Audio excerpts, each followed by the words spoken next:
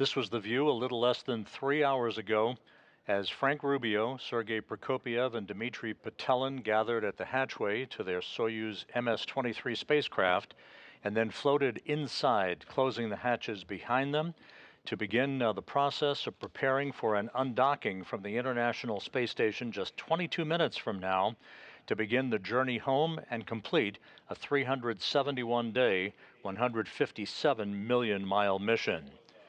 Welcome here in Mission Control in Houston and the Johnson Space Center. The International Space Station Flight Control Room, you see the replay that occurred at about 11:41 p.m. Central Time, 12:41 a.m. Eastern Time, as the hatch to the Prichal module, that is the docking port for the Soyuz MS-23 spacecraft, was first closed, followed just a minute or two later by the closing of the hatch to the Soyuz MS-23 spacecraft. The three departing crew members, Rubio, Prokopyev, and Petelin, are suited up in their Sokol launch and entry suits. They have completed leak checks on their suits and leak checks at the hatchway and the vestibule between the Soyuz spacecraft and the Prichal module that resides mated to the top of the MLM, the multipurpose laboratory module, the Naoka module, on the space-facing side, on the Earth-facing side of the Russian segment of the International Space Station. Once the crew members were on board, they began communications checks and systems checks with the flight controllers at the Russian Mission Control Center in Korolyov outside Moscow. You're looking right now at the scene here in the Space Station Flight Control Room here at the Johnson Space Center in Houston. On console at this hour is Flight Director Chris Dobbins. There's actually a loss of signal and a brief gap in communications capability to the International Space Station right now. We'll pick up communications a few minutes from now through our tracking and data relay satellite system. All of the undocking preparations have gone perfectly.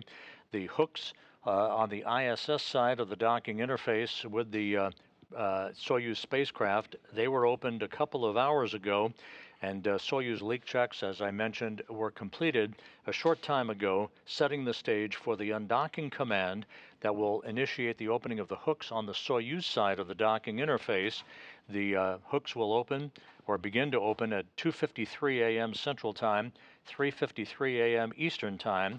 It'll take about 90 seconds for those hooks to fully open, after which springs on both sides of the docking interface will push off against one another, allowing physical separation, the actual undocking itself, of the Soyuz spacecraft.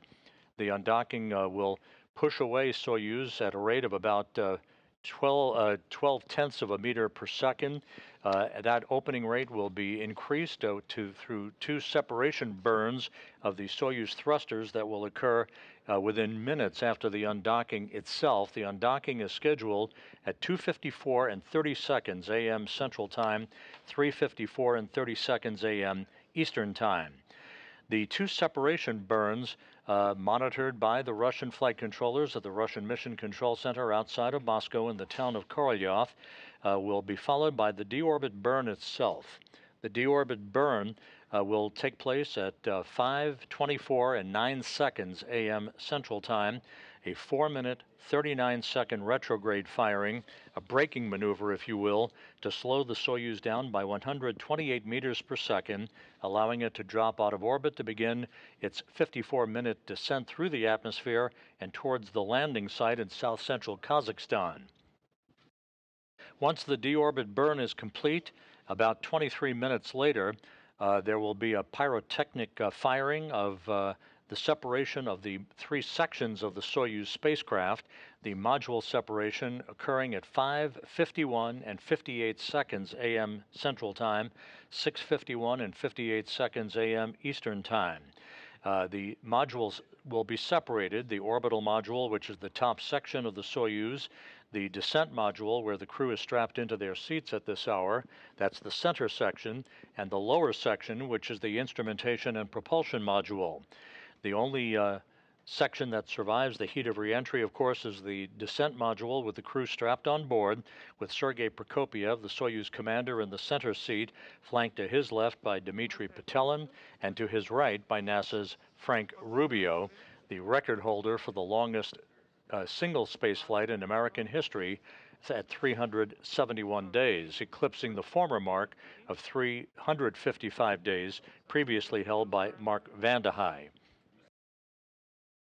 Following the separation of the modules, about 3 minutes later, the descent module will reach the point of entry interface at an altitude of 62 miles.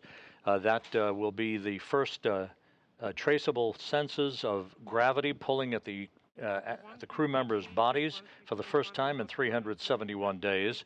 The entry interface will occur at an altitude, again, of about 400,000 feet, 62 miles above the Earth, and that will be followed just 2 minutes later by the entry of the spacecraft into the plasma regime, where peak heating begins on the vehicle, with temperatures around the Soyuz reaching about 2,500 degrees Fahrenheit, creating a plasma trail behind the spacecraft with its heat shield in the direction of travel, repelling that heat and allowing a safe entry into the lower regions of the atmosphere towards the landing site in Kazakhstan. Once the vehicle exits the plasma regime, the crew will feel maximum G loads on their bodies, about 4 to 5 Gs, at an altitude of 22 miles above the Earth. That will occur at just after 6 a.m. Central Time, followed at 6:03 and 13 seconds a.m. Central Time by a command to open up the parachutes. That will be the final major milestone on the route home for the crew on board the Soyuz MS-23. Landing at the site, the typical site just to the southeast of the remote town of Zhezkazgan in Kazakhstan, is scheduled at 6:17 and 33 seconds a.m. Central Time, 7:17 and 33 seconds a.m. Eastern Time, which will be 5:17 p.m. at the landing site in Kazakhstan, just about an hour and 53 minutes before sunset. During this marathon mission for Rubio, Prokopyev, and Petelin, again, they spent 371 days in space and aboard the International Space Station. They completed 5,936 orbits of the Earth, a mission that will have spanned 157,412,306 statute miles at the time of touchdown, roughly the equivalent of 328 round trips to the moon and back. Sergei Prokopyev, in this, his second flight into space, will have logged a total of 568 days in space, 12th on the all-time list for most days by a human being in space.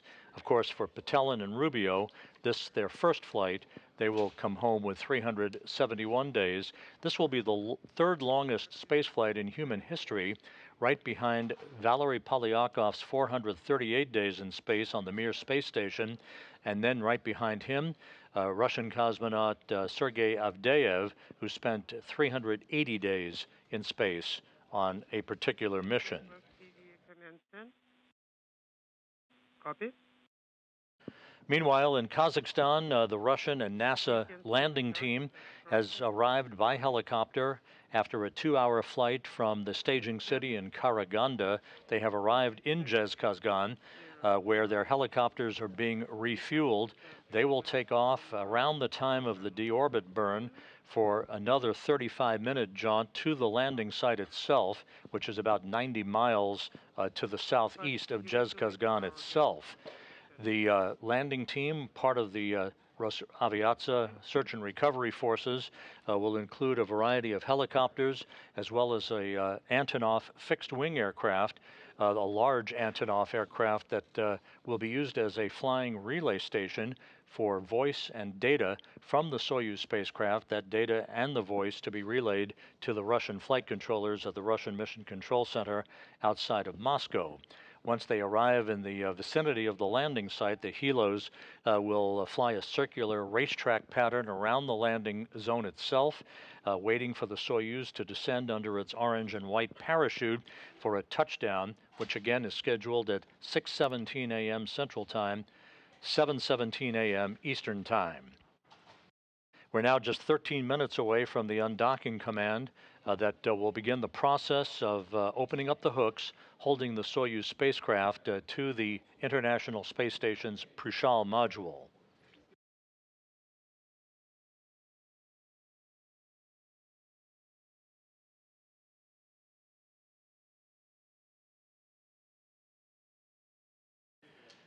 During his final press conference a few days ago, Frank Rubio reflected back on his time aboard the International Space Station, an extended stay on the space station by about 6 months from its original 6-month duration. Let's listen to what Rubio said during that news conference.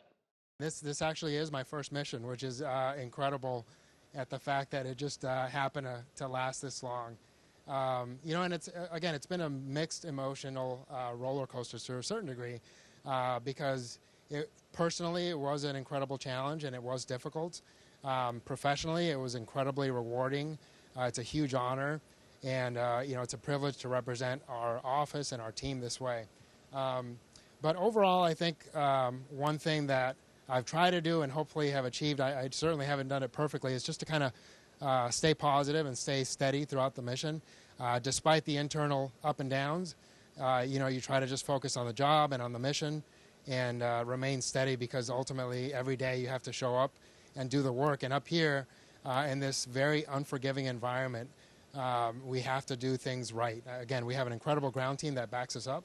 But as much as possible, you try to bring your A game, because that's what the mission requires.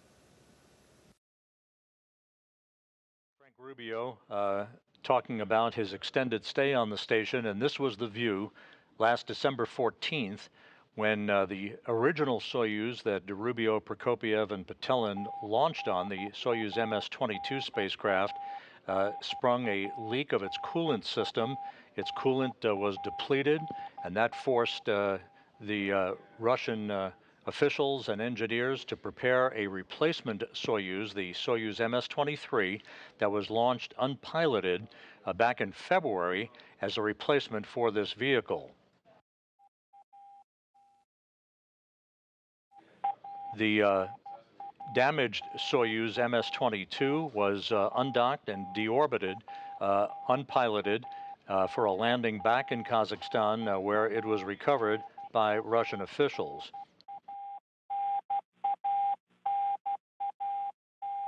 Altai, Moscow. Go ahead. Are you ready for undock? What's the pressure and temperature in the descent module?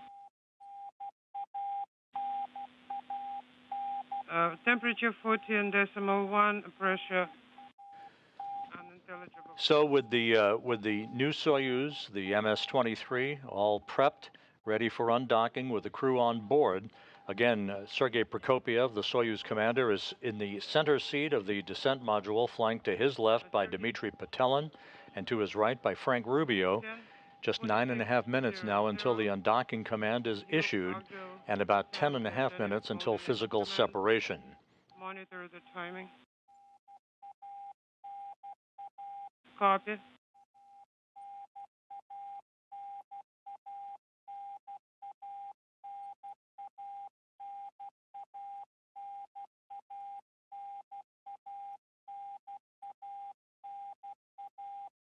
Not for you. Do I need to press the button after you start? After the air starts, which is the dynamic mode enabled. Meanwhile, the International Space Station is currently flying over India at an altitude of 260 statute miles, moving from southwest to northeast in an orbit inclined 51.6 degrees to either side of the equator. About 45 minutes ago, Flight Director Chris Dobbins here in the International Space Station Flight Control Room, who is standing in your field of view. At the lower right-hand corner of your screen is Flight Director Nicole McElroy, and at the top of your screen is astronaut Aki Hoshide, a veteran of Soyuz flights to the International Space Station. Dobbins took a poll of his flight controllers a short time ago, and everything was in readiness. He received a go across the board for the undocking of the Soyuz MS-23 that will begin the trip home for Rubio, Prokopyev, and Petelin.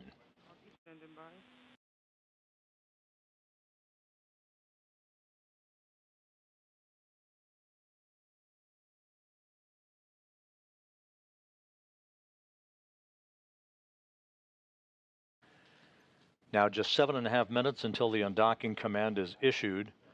The Russian flight controllers at the Russian Mission Control Center in Korolyov will give their final go about a minute before that undocking command is sent.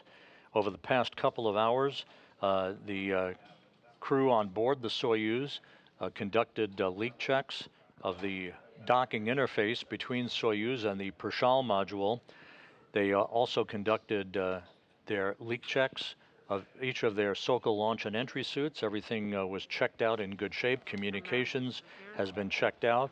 And again, the Rosaviatsa search and recovery teams, the NASA and Russian landing team, they are in the town of Zhezkazgan. Their helos are being refueled, and they'll be ready to take off for the landing site itself at the time of the deorbit burn, which is about 2 hours and 45 minutes from now.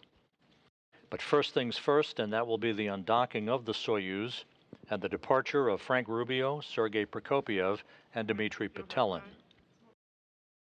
We approach in the During the time that they spent on orbit of more than a year in space, this departing crew saw the arrival of 15 visiting vehicles and the departure of 14 visiting vehicles.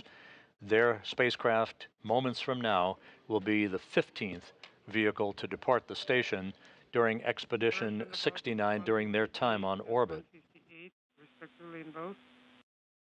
Copy.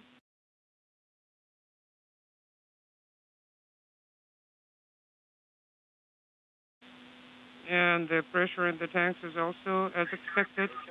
Ignat, say it one more time. Which parameter?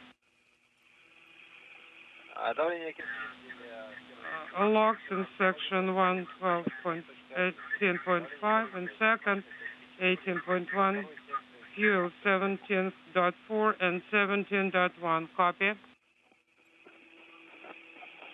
Proceed your prep steps for undock.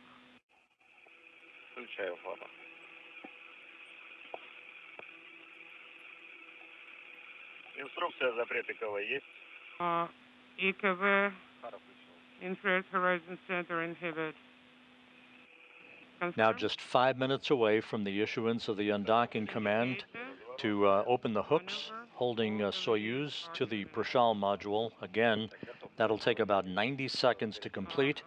That'll be followed by physical separation, scheduled at 2:54 and 30 seconds a.m. Central Time, 3:54 and 30 seconds a.m. Eastern Time. Есть одна красная пересветка. We have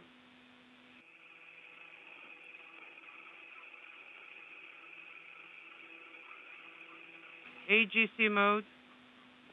One time. D2. D2 not eliminated. Combined power.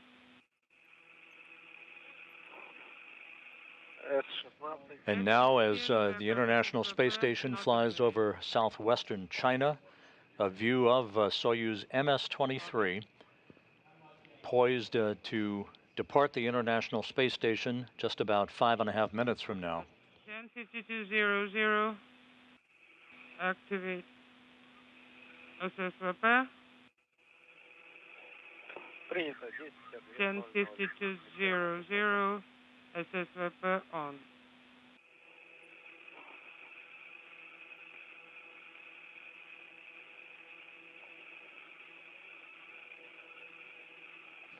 A good view of the three-sectioned Soyuz spacecraft. At the very top of your screen is the instrumentation and propulsion module with the solar arrays deployed. The center section is where the crew is strapped into their seats. That's the descent module, the only component that survives the heat of reentry to bring the crew home. And at the very top of the Soyuz, mated still for another couple of minutes to the Prichal module, that's the orbital module. Once physical separation occurs, the thrusters on the Soyuz will fire in two separate separation burns to open a separation rate from the International Space Station to an ultimate distance of about 90 miles from the station for the deorbit burn later this morning.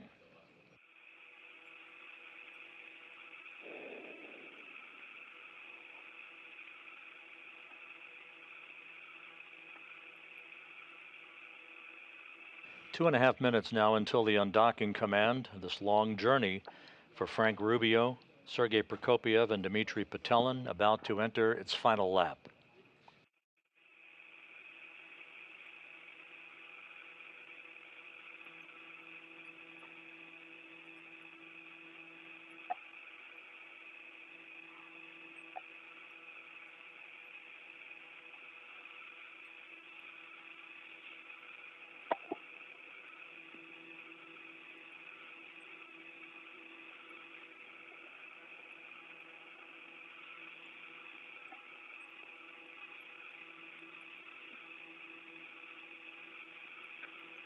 Подготовил D7. D7 is ready. Copy.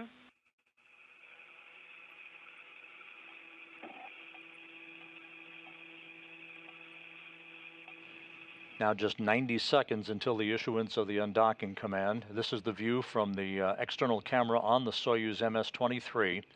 You're looking at the docking target on the Prichal module.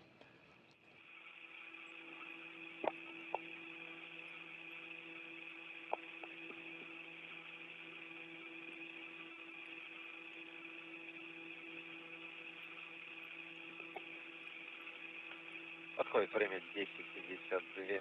10:52:00. Выдал команду D7.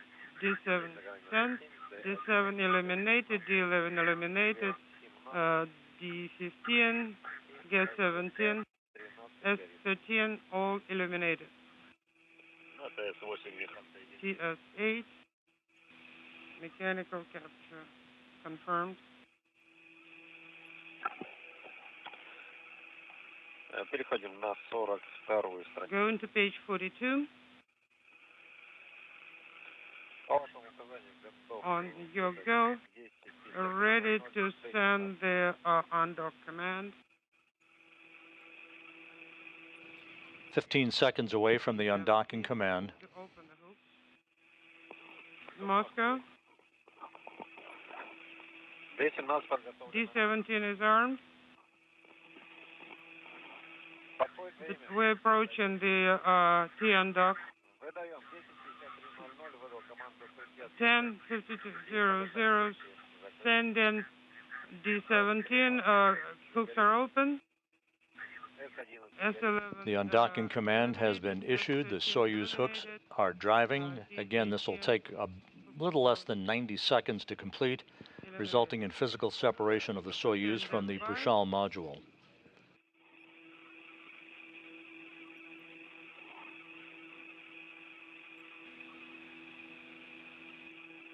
Monitoring the separation. There are no debris.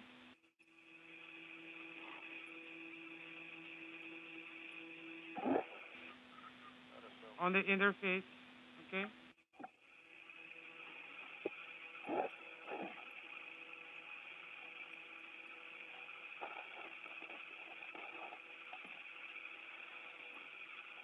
Just about 30 seconds until physical separation.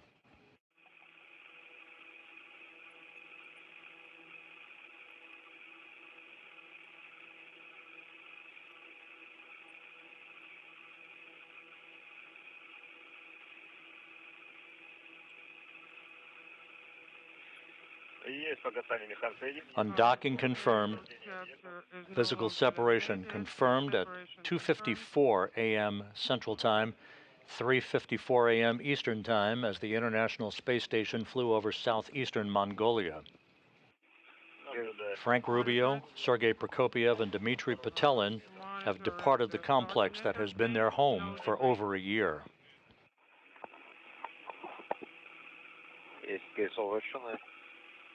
Unintelligible.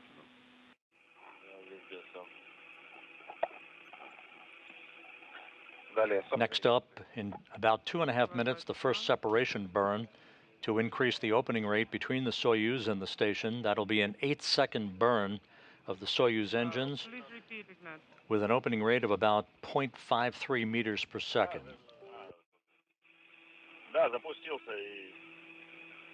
Inaudible. Yes, we send the command but inaudible, both from the control panel. And the indicator is no longer illuminated.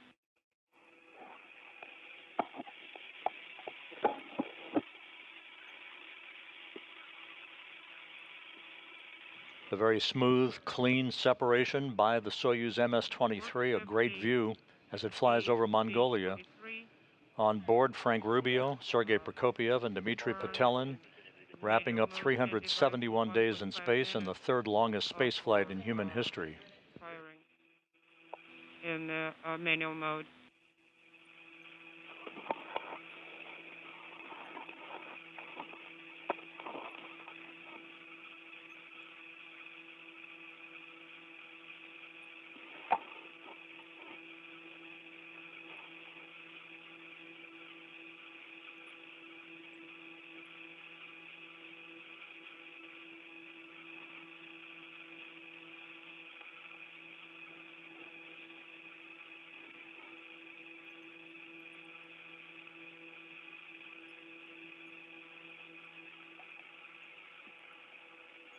МКС, ЦУПу Москвы ВСГ-1 для Олега по КВД.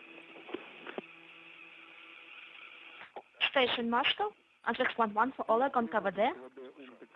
По плюс X, положение закрыто. КВД УМТК goes into close position Depot firing on confirmed. the X-axis. Copy.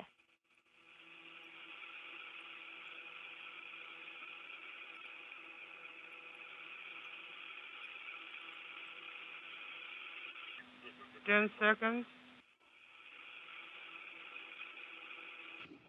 We're about 10 seconds away from the first of the two separation burns for Soyuz.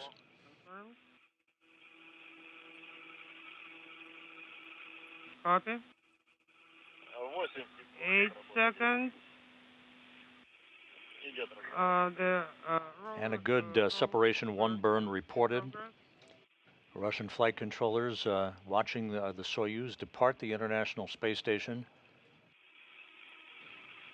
Now in a roll program to orient itself for the second separation burn that is scheduled at 2:58 and 50 seconds Central Time.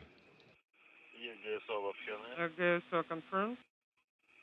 The second separation burn coming up will be a bit longer, 15 seconds in duration, Second burn. a 1.62 meter per second burn to increase that opening rate. The engine thrusters will be fired for 15 seconds.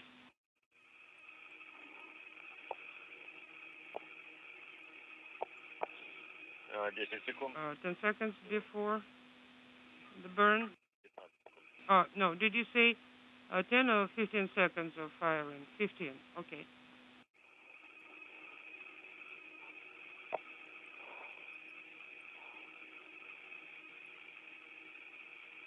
Есть работа ДПО. Depot firing confirmed. 5 seconds. 10 seconds. 15 seconds. And the second separation burn has initiated No GSO. and is complete after 15 seconds. Two good separation burns from the Soyuz as it begins to accelerate away from the International Space Station, undocking occurring on time at 2:54 and 30 seconds a.m. Central Time, 3:54 and 30 seconds a.m. Eastern Time, as the Soyuz and the International Space Station flew 260 miles over Mongolia. Okay, stand by. Заключительная операция сделана. Noise, can't copy.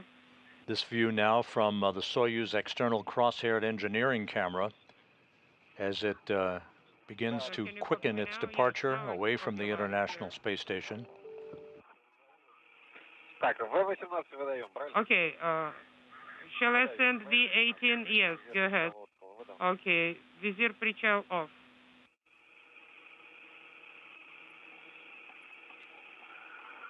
Okay, all right. Work page 44. We do have the instruction here for the 1, 2, 3. Не горит, акселерометр не горит, надув. accelerometer is off. The pressurization is off. И1 горит за динамического режима. E1 indicator is illuminated. Dynamic mode inhibit. Copy. This view of the control panel in the Soyuz with the external camera view, that is the same view that the crew on board Soyuz is seeing. Sergei Prokopyev in the center seat, flanked to his left by Dmitri Petelin, and to his right by NASA's Frank Rubio. Deactivating the light, working on SSVP, docking internal transfer system. Light is off, OFF. Now SSVP, docking and internal transfer system.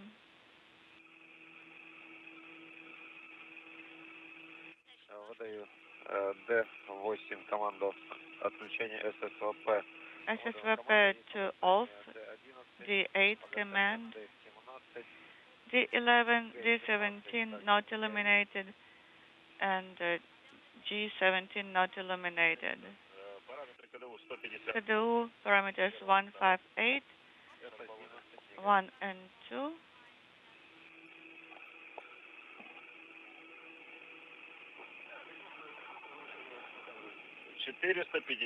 And I have 4, 5, 6.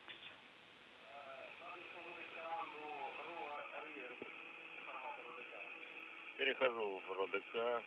Going to RODK. Manual attitude control with a digital loop.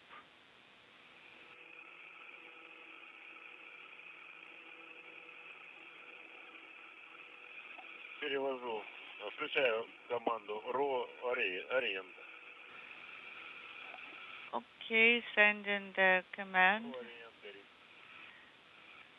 RO-Orient. Принято, ручку убираем. Транспортная.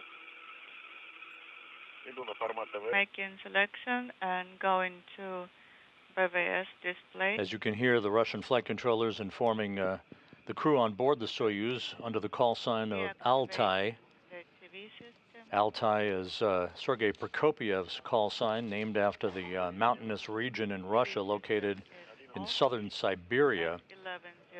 Those commands are updating parameters for the upcoming deorbit burn that will take place just a few hours from now. That deorbit burn scheduled at 5:28 or 5:24 and 9 seconds, 5:24 and 9 seconds a.m. Central Time, 6:24 and 9 seconds a.m. Eastern Time. Принято по 48. Copy page 48.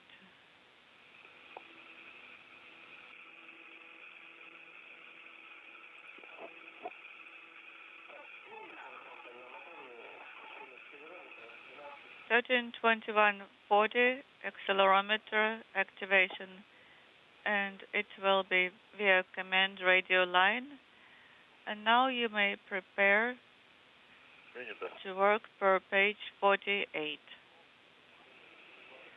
You may rest for a few short moments. At this point, the crew will have a bit of free time as they prepare for the deorbit burn and their ultimate descent back into the Earth's atmosphere. So how is it going? Well, it's not the first time. Это лучше. Well, it's going even better.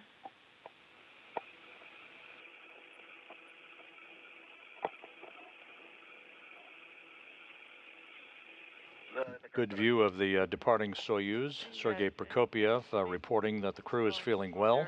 Everything in good shape on board the MS-23. This spacecraft was launched back in February, unpiloted, made an automated docking to the International Space Station as the replacement for the damaged Soyuz MS-22 spacecraft that incurred a coolant leak back in December of last year, rendering it unusable for the crew to return to Earth in.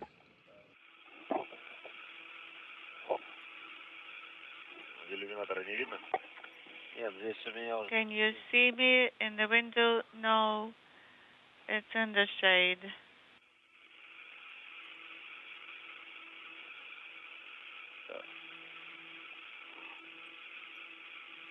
На ТС-4 загорелся признак спуск.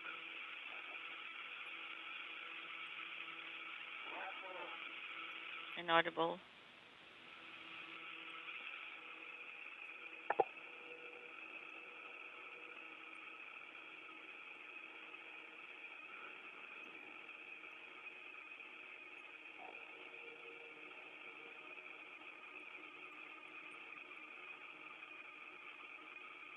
Так, Сергей, ну ты считаешь, что камера GoPro работает, да?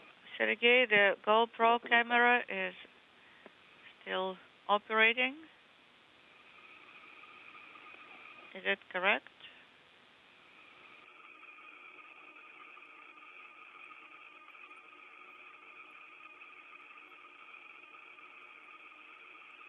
As the Soyuz undocked from the International Space Station, the NASA and Russian landing team, embedded with the Rosaviatsa search and recovery forces, are taking a breather at the airport in Zhezkazgan, which is the intermediary staging site.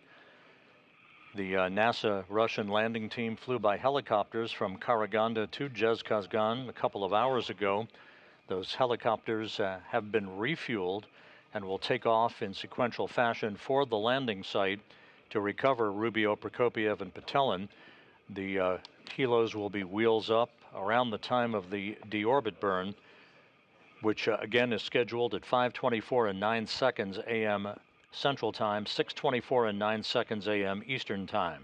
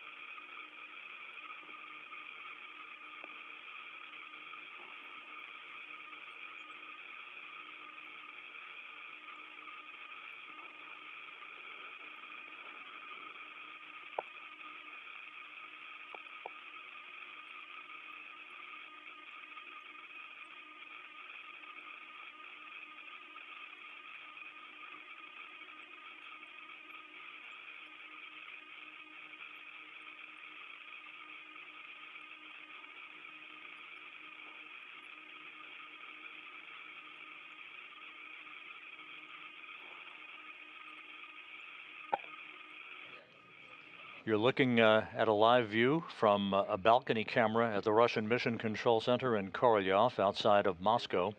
Russian flight controllers carefully monitoring all of the Soyuz systems and talking to Soyuz Commander Sergei Prokopyev aboard the Soyuz MS-23 as it continues its departure away from the International Space Station following its undocking a short time ago at 5:24 a.m. Central Time, 6:24 a.m. Eastern Time.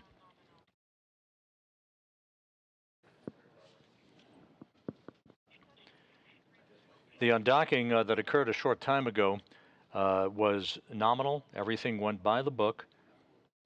The separation of the Soyuz from the Prichal module occurred over Mongolia. Again, that occurred at 2:54 a.m. Central Time, 3:54 a.m. Eastern Time. That was followed just a few minutes later by a pair of separation burns from the Soyuz thrusters to increase the opening rate between the Soyuz and the International Space Station that will culminate in a distance of about 38 kilometers away from the International Space Station for the deorbit burn that is scheduled at 5:24 and 9 seconds a.m. Central Time, 6:24 and 9 seconds a.m. Eastern Time. The deorbit burn that is upcoming to begin the trip back home in earnest for Rubio, Prokopyev, and Petelin. That deorbit burn will be 4 minutes, 39 seconds in duration, slowing the Soyuz down by 128 meters per second, allowing it to drop out of orbit for its descent back into the Earth's atmosphere.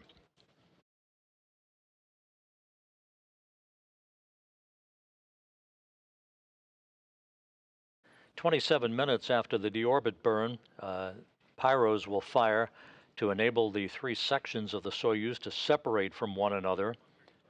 The module separation scheduled at 5:51 and 58 seconds a.m. Central Time, 6:51:58 Eastern Time. The only portion of the Soyuz that survives with the crew on board is the descent module, the center section.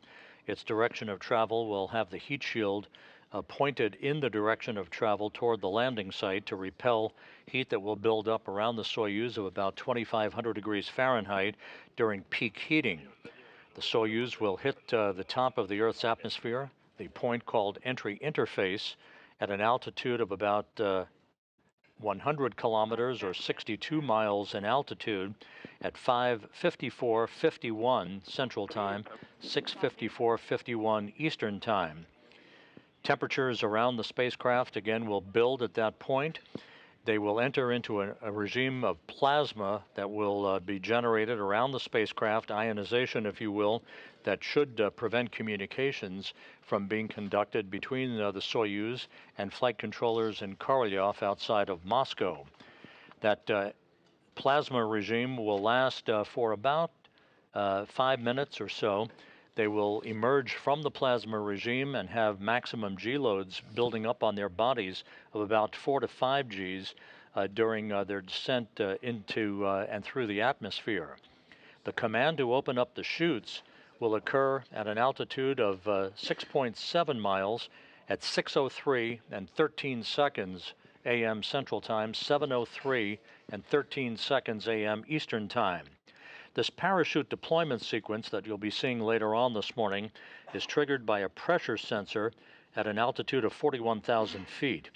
At this point, the main parachute cover is jettisoned by pyros and springs, pulling out 2 extraction chutes, which in turn pulls out the drogue chute and in turn pulls out the main chute. This takes about 20 seconds for all of this to happen.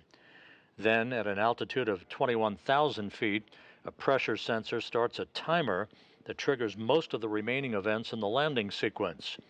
At an altitude of just 18,000 feet, the commands will be issued to jettison the heat shield. That's about 3 minutes after the parachutes are deployed. That command also inhibits the entry thrusters and opens valves to vent all of the hydrogen peroxide fuel for the entry thrusters and the oxygen in the life support system tank. The white vapor that you have seen on occasion during an entry of a Soyuz vehicle for landing, and what we hope we'll see, assuming we have television from the landing site at that time, that white vapor is a combination of hydrogen peroxide and oxygen venting into the air. The purpose of that venting is to safe the vehicle for landing so that the search and recovery forces don't encounter any hazardous gases to remain in the tanks when they approach the vehicle following touchdown, thus facilitating their ability to extract the crew from the spacecraft in the shortest time possible.